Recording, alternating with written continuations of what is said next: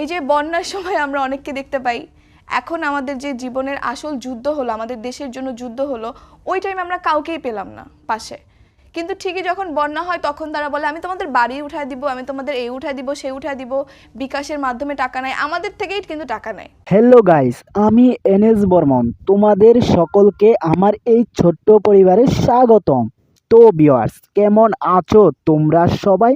আশা করি সবাই ভালোই আছো। আজকে চলে আসলাম নতুন একটা ইন্টারেস্টিং ভিডিও নিয়ে। পৃথিবীর বিভিন্ন রহস্যময় জায়গা এবং বর্তমান সময়ের আলোচিত সব খবর তোমরা আমার এই চ্যানেলে সবার আগে দেখতে পারবে। ভিডিওর টাইটেল এবং থাম্বনেল দেখে হয়তো অলরেডি বুঝেই গেছো। হ্যাঁ গাইস, আজকে আমরা আরোহী মিমের আন্দোলনে যোগদানের মাধ্যমে যে দুঃসাহসিকতা দেখিয়েছেন সে সম্পর্কে জানতে চলেছি। তো আর বেশি দেরি না করে চলো আজকের ভিডিওটি শুরু করা যাক।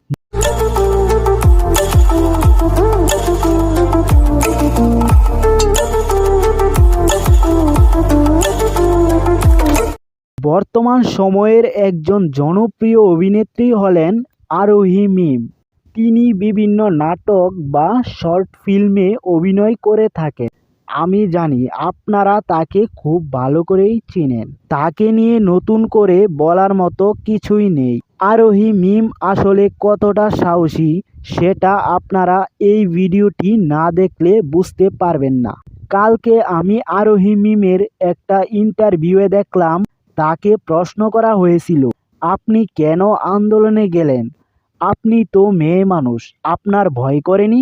আরোহী মিম তখন খুব সুন্দর করে উত্তর দিলেন, আমি অন্যায়, অবিচার, অত্যাচার, দুর্নীতি এগুলো খুব কাছ থেকে দেখেছি, কিন্তু অন্যায়ের বিরুদ্ধে প্রতিবাদ করার সাহস পাইনি। আর যখন দেখলাম আন্দোলনের মাধ্যমে প্রতিবাদ করার একটা সুযোগ আমি পেয়েছি, সেটা আমি হারাতে চাইনি। আন্দোলনে অংশগ্রহণের কারণে আমাকে অবশ্য অনেক বিপদেও পড়তে হয়েছে। আবার এমনও হয়েছে, রাস্তাঘাটে কিছু ছেলেরা আমাকে বলছে, আন্দোলনে যাও না? আচ্ছা যাও, তোমাকে আমরা দেখে নিব। এরকম বিভিন্ন থ্রেটও দেওয়া হয়েছিল তাকে, কিন্তু সে ভয় পায়নি। আবার তাকে কমেন্ট বক্স বা বিভিন্ন ফেসবুক পেজ থেকেও হুমকি দেওয়া হয়েছিল, কিন্তু সে এগুলো ইগনোর করেছে। কিছুদিন আগে দেখলাম অনেকে তাকে বলেছে সে নাকি ভাইরাল হওয়ার জন্য আন্দোলন করছে। এর উত্তরে আরোহী মিম বলেন, আমার নতুন করে ভাইরাল হওয়ার কিছু নেই, কারণ আমি বর্তমানে যথেষ্ট ভাইরাল রয়েছি। আরোহী মিম আরও বলেন, যখন আমাদের দেশে বন্যা হয় তখন অনেকে দেখা যায় তাদের বিকাশ বা নগদ নাম্বার দিয়ে বলেন এই নাম্বারে টাকা পাঠানোর জন্য। আর এই টাকা দিয়ে বন্যায় যারা ক্ষতিগ্রস্ত হয়েছেন তাদের সাহায্য করা হবে। তারপর এই টাকা দিয়েই তাদের সাহায্য করে মানুষের ভালোবাসা নিয়ে তাদের কেরিয়ার দাঁড় করান।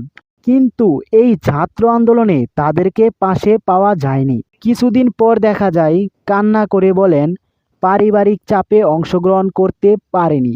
তখন আরোহী মিম বলেন, আসলে তাদের কোনো ইচ্ছে নেই আন্দোলনে অংশগ্রহণ করার। কই, আমি যখন আন্দোলনে অংশগ্রহণ করেছি তখন তো আমি আমার পরিবারকে জানিয়ে যাইনি।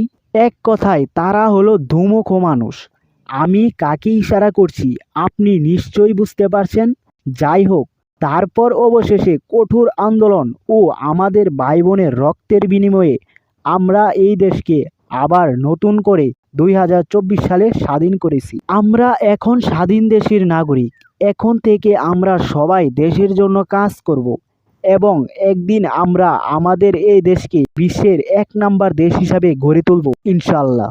তো ভিউয়ার্স, আজকের এই ভিডিওটা কেমন হয়েছে এবং পরবর্তীতে তোমরা কোন টপিকের উপর ভিডিও দেখতে চাও সেটা অবশ্যই কমেন্ট সেকশনে জানিয়ে দিবা। আজকের মতো আমি বিদায় নিয়ে নিচ্ছি, এনএস বর্মন। আবার দেখা হবে নতুন একটা ইন্টারেস্টিং ভিডিও নিয়ে। সে পর্যন্ত সবাই ভালো থেকো, সুস্থ থেকো, আল্লাহ হাফেজ।